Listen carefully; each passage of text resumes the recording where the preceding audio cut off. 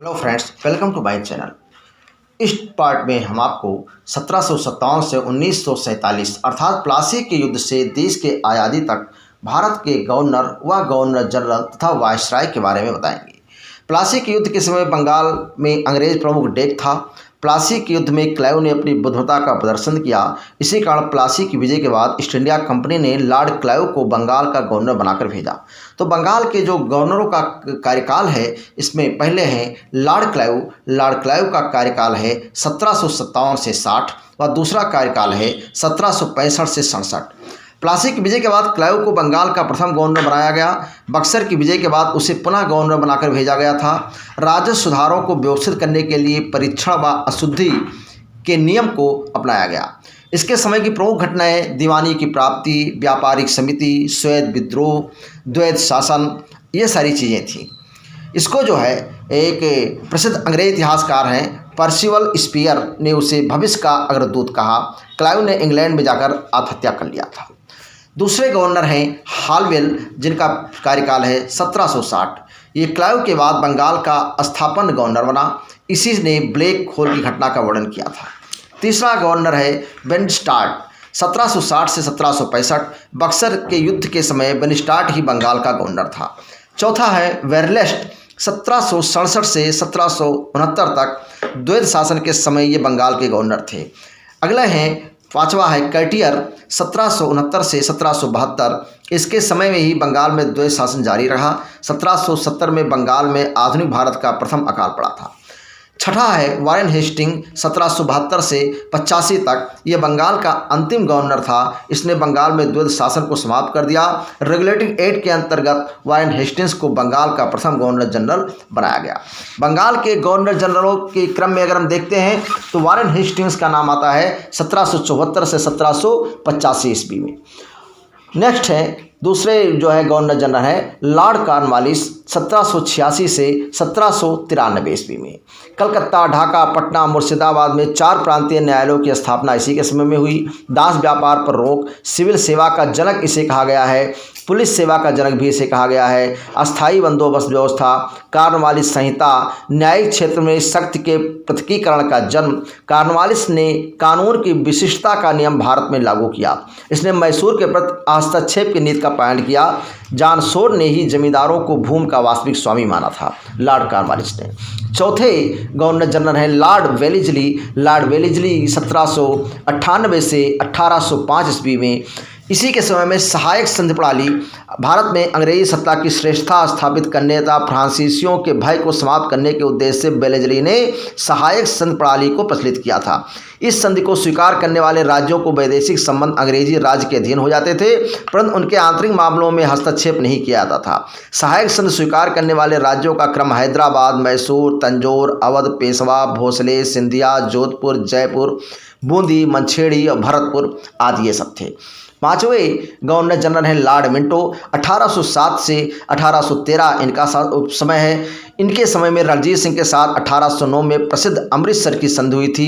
संधि पर अंग्रेजों का प्रतिनिधि के रूप में चार्ल्स मेटकाफ ने हस्ताक्षर किया था। और सातवें जो है गवर्नर जनरल हैं लॉर्ड हेस्टिंग्स, 1813 से 1823। भारत में ब्रिटिश प्रभुसत्ता इसी के समय में स्थापित हुई। आंग्ल नेपाल युद्ध, पिंडारियों का दमन, मराठा संघ का अंत लॉर्ड हेस्टिंग्स के समय में हुआ था। आठवें जो है वो गवर्नर जनरल हैं लॉर्ड एडम्स, 1823। ये स्थापन गवर्नर जनरल था। इसके समय में प्रेस पर प्रतिबंध लगा दिया गया था। 9वें नंबर पे लॉर्ड एमहर्स्ट हैं, 1823 से 1828 तक। ये भारत का प्रथम गवर्नर जनरल था जो मुगल सम्राट अकबर सेकंड से 1827 में बराबरी के स्तर पर मिला। 1824 में बैरंगपुर की छावनी में सैनिक विद्रोह हुआ इसी के समय में, जिसका कारण था कि भारतीय सैनिकों द्वारा बर्मा जाकर युद्ध करने से मना करना, क्योंकि समुद्र पार जाना इनके धर्म के विरुद्ध था। नेक्स्ट हम चलते हैं भारत के गवर्नर जनरल। भारत के गवर्नर जनरल में पहला नाम आता है लॉर्ड विलियम बेंटिंग।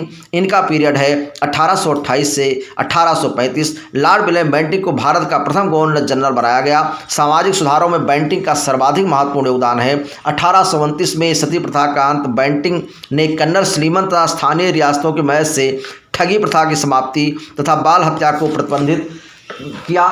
नक्सली प्रथा का अंत किया। इसके स्वयं मैकाले की सिफारिशों के बाद अंग्रेजी को शिक्षा का माध्यम स्वीकार कर लिया गया। कलकत्ता में मेडिकल कॉलेज की स्थापना इसी के समय में हुई। नेक्स्ट है लॉर्ड चार्ल्स मेटकाफ। इसने प्रेस एक्ट पारित किया। इसके अंतर्गत भारतीय समाचार पत्रों पर आरोपित नियंत्रण को समाप्त कर दिया गया। इसे भारतीय प्रेस का मुक्तिदाता कहा जाता है। तीसरे हैं ऑकलैंड फर्स्ट। 1836 से 1842 प्रथम आंग्ल अफगान युद्ध, जिसमें अंग्रेजों को पराजय का सामना करना पड़ा था। उसने भारत के विभिन्न सरकारी स्कूलों में अनेक छात्रवृत्तियां प्रारंभ किया। साथ ही सभी प्रारंभिक स्कूलों में शिक्षा का माध्यम उस क्षेत्र की प्रादेशिक भाषा रखी गई। चौथे नंबर पे लॉर्ड एलिनबरो। इनका 1842 से 1844 इनका कार्यकाल है। इनका कार्यकाल कुशल आक्रमणता की नीति का काल कहा जाता है। इसने 1843 में एक्ट 5 के द्वारा भारत में दास प्रथा का उन्मूलन किया। सिंध का विलय इन्हीं के समय में हुआ। पांचवें नंबर पे आते हैं लॉर्ड हार्डिंग। 1844 से 1848 इसके समय की सबसे महत्वपूर्ण घटना थी प्रथम आंग्ल सिख युद्ध। छठे नंबर पे आते हैं लॉर्ड डलहौजी। 1848 से 1856 द्वितीय आंग्ल सिख युद्ध तथा पंजाब का ब्रिटिश शासन में विलय इसी के समय में हुआ।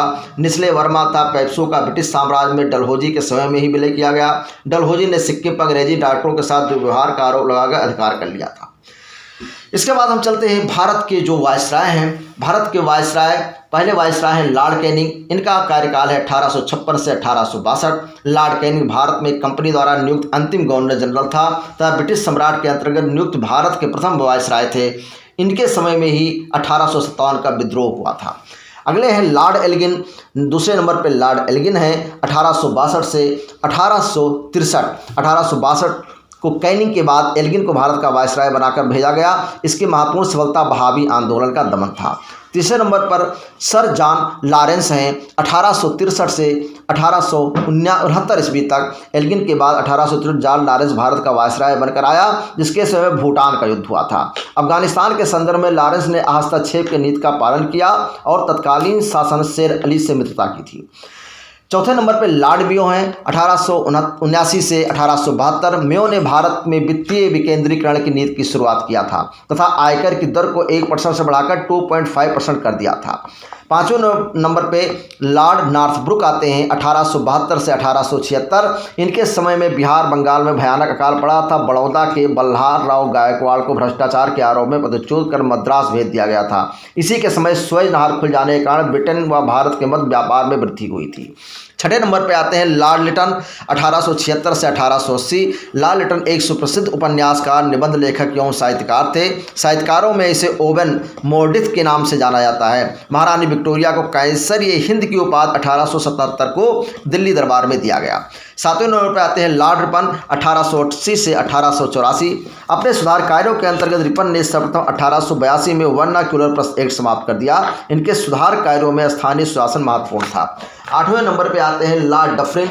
1884 से 1888 लॉर्ड डफरिन के शासनकाल की महत्वपूर्ण घटना तृतीय आंग्ल बर्मा युद्ध था।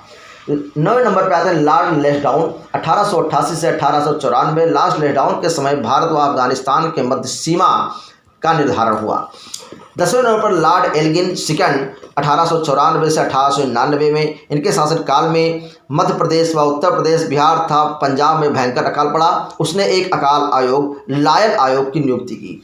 इसके बाद आते हैं लॉर्ड कर्जन। 1899 से 1905 प्राचीन स्मारक संरक्षण एक्ट 1904 इन्हीं के पीरियड में लागू हुआ। पुलिस सुधार के अंतर्गत कर्जन ने 1902 में सर एड्रू फ्रेजर की अध्यक्षता में एक पुलिस आयोग की स्थापना की थी।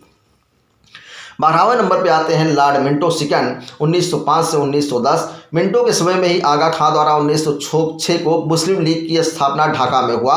1906 में ही कलकत्ता अधिवेशन में कांग्रेस का लक्ष्य स्वराज घोषित हुआ था। 13वें नंबर पर लॉर्ड हार्डिंग सेकंड। 1910 से 1916 इनके समय के महत्वपूर्ण कार्य ब्रिटेन के राजा चार्ल्स पंचम का भारत आगमन था। 12 दिसंबर 1911 को दिल्ली में एक भव्य दरबार का आयोजन, बंगाल विभाजन रद्द करने की घोषणा 1911 एवं भारत की राजधानी कलकत्ता से दिल्ली स्थानांतरित करने की घोषणा 1911 में हुई थी। इसके बाद आते हैं 14वें नंबर लॉर्ड चैम्सफोर्ड। 1916 से 1921 इनके समय में 1919 को रोलेट एक्ट स्वीकृत हुआ था। इसके बाद लॉर्ड रीडिंग। लॉर्ड रीडिंग 1921 से 1926 महात्मा गांधी द्वारा प्रथम असहयोग आंदोलन व चौरी चौरा घटना के कारण लॉर्ड रीडिंग के समय में ही समाप्त हुआ। इनके समय में प्रिंस ऑफ वेल्स ने नवंबर 1921 को भारत की यात्रा किया था।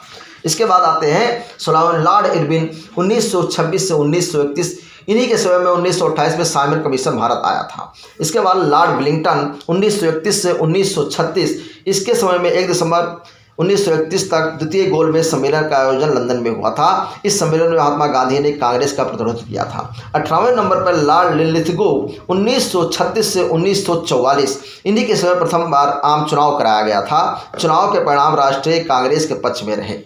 इसके बाद लॉर्ड बेवेल 1944 से 1947, बेवेल के समय में शिमला समझौता हुआ था। फिर आते हैं लॉर्ड माउंटबेटन 1947 से 1948, भारत पाकिस्तान विभाजन हेतु रेडक्लिफ आयोग का गठन 14 अगस्त 1946 को हुआ और पाकिस्तान अलग हुआ। इसके बाद चक्रवर्ती राजगोपालाचारी 1948 से 1950, लॉर्ड माउंटबेटन की वापसी के बाद 21 जून 1948 को चक्रवर्ती राजगोपालाचारी को स्वतंत्र भारत के प्रथम भारतीय व अंतिम गवर्नर जनरल थे। इनके बाद भारत के संविधान के अनुसार शासक प्रमुख राष्ट्रपति व प्रधानमंत्री नियुक्त होने लगे। 26 नवंबर 1949 को संविधान सभा ने संविधान अंगीकृत किया था। 26 जनवरी 1950 को लागू हुआ। हम आपको भारत के गवर्नर, बंगाल के गवर्नर जनरल, भारत के गवर्नर जनरल तथा भारत के वायसरायों के बारे में बताया। इनको याद करने की जो ट्रिक है वो हम आपको इसके पार्ट सेकंड में बताएंगे।